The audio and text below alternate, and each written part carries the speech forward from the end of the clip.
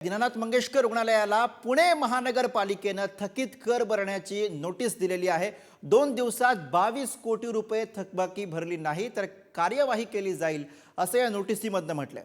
तर आम्ही कोणताही थकीत ठेवलेला कर नाही असं डॉक्टर केळकर यांनी म्हटलेलं होतं।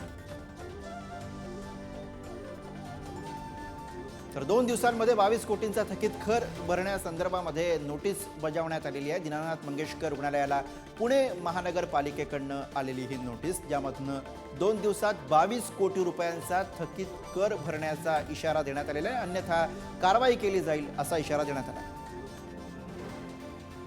आम्ही जे पैसे भरतो ते कोर्टामध्ये भरतो। आत्ता जे आम्ही टॅक्सचे पैसे भरतो ते कोर्टामध्ये भरतो।